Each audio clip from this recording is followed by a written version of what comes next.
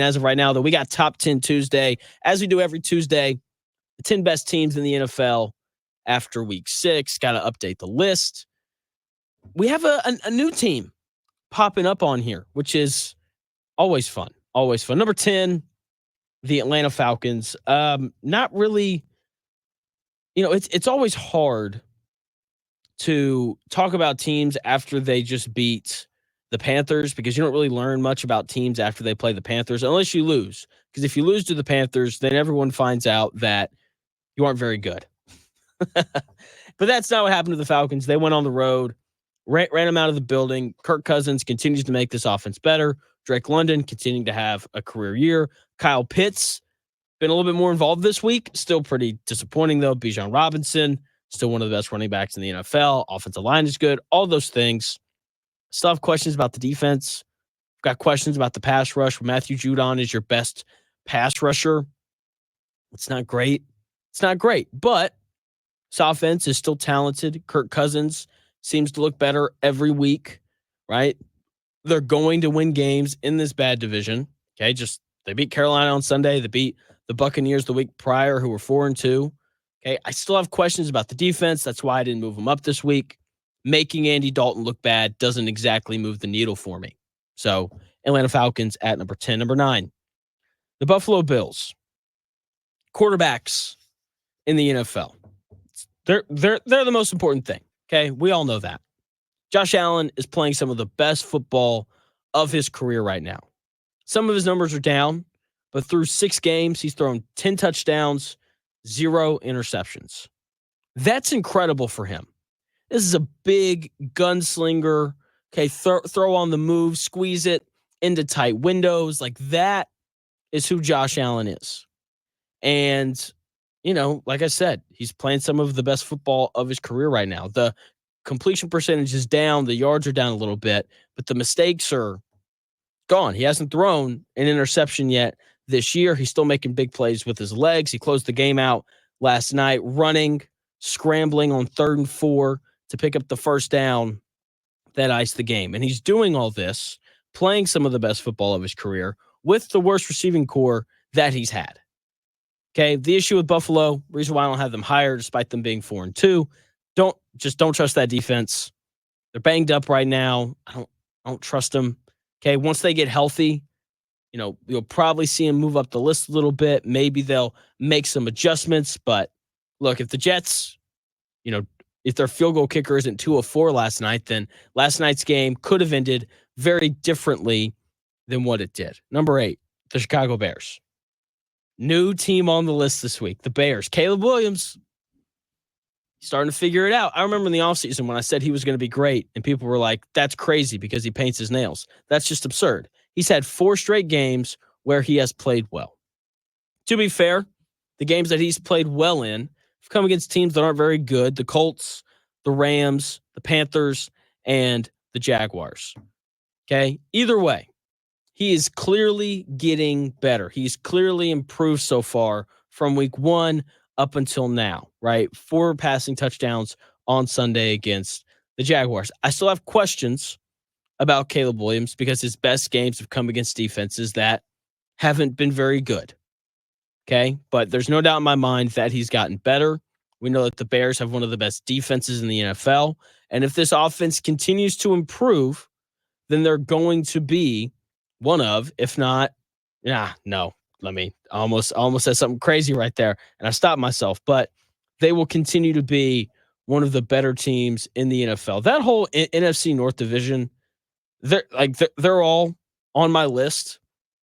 Okay, 40% of the 10 best teams in the NFL play in the NFC North. Those 4 teams, when you look at point differential, the leaders in that, the top 4 all play in the NFC North. The Bears have the 3rd best point differential in the NFL. They have to be on the list in part because of that, but also in part because Caleb Williams is clearly starting to figure it out. Number 7, Houston Texans.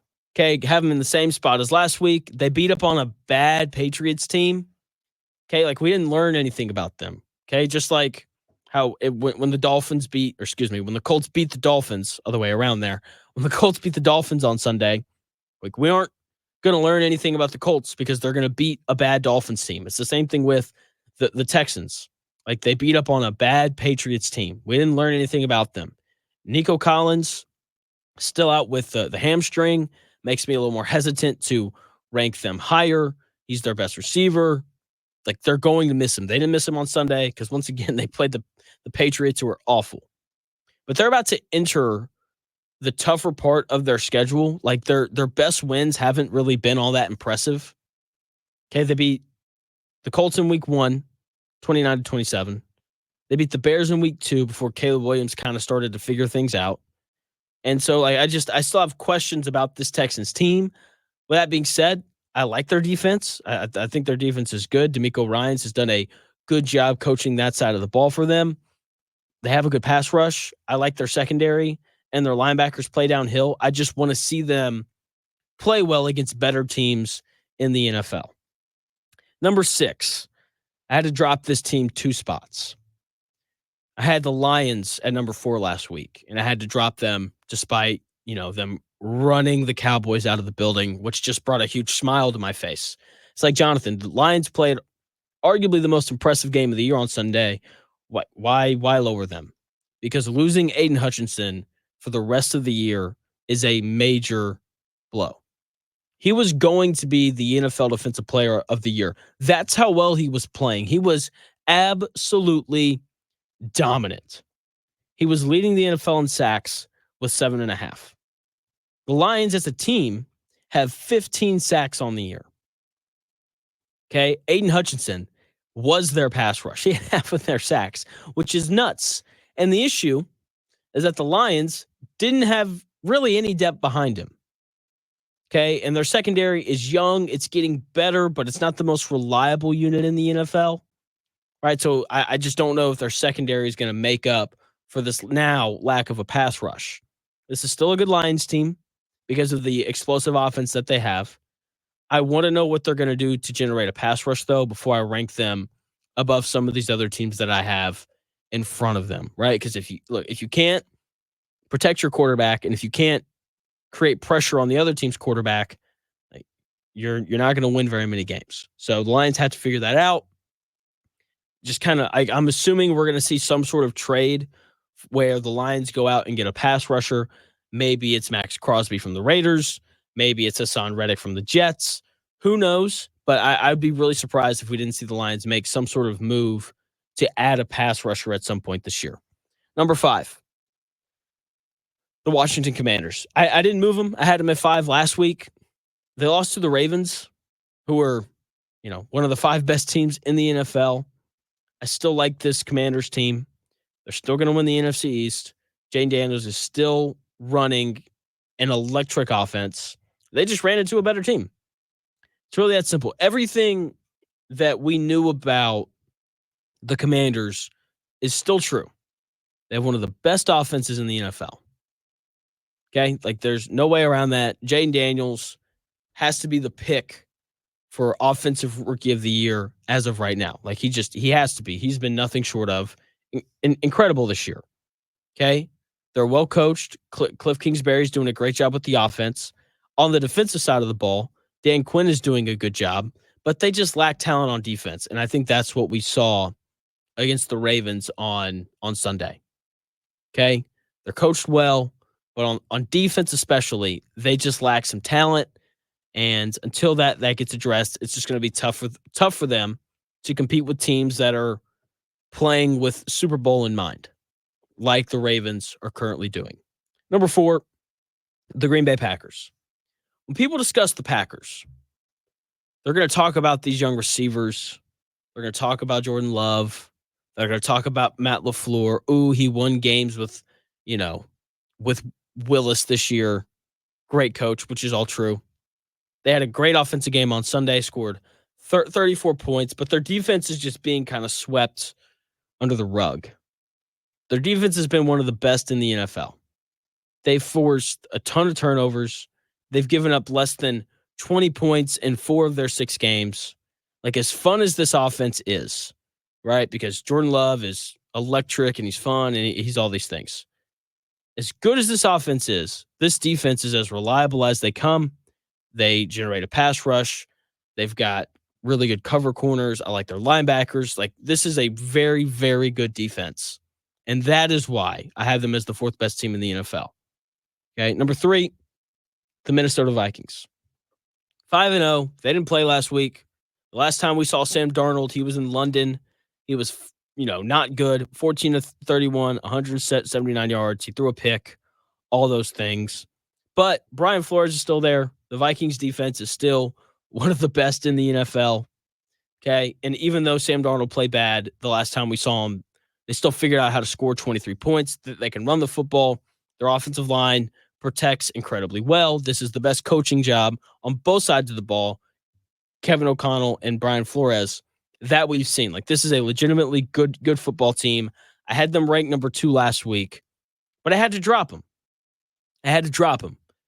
Because the Baltimore Ravens are insane. The Baltimore Ravens are 4-2. The fact that they lost to the Raiders in week 2 is still kind of nuts. Incredibly nuts. Okay, I had them 3rd last week behind the Vikings. We didn't see the Vikings on Sunday. And I still really like that team in Minnesota. They're tough. I like their defense. I like their coaching. But no matter what the Vikings do, Sam Darnold will not be as good as Lamar Jackson. Okay, the Ravens have the best offense in the NFL. I say that warily, just after watching what Detroit did on Sunday. I don't want to count them out, but like, this Ravens offense, it's so tough, man. It's so tough. And a large part of why they have the best offense in the NFL now is because of Derrick Henry. Derrick Henry has been amazing. He's absolutely rolling right now. He's been great for them.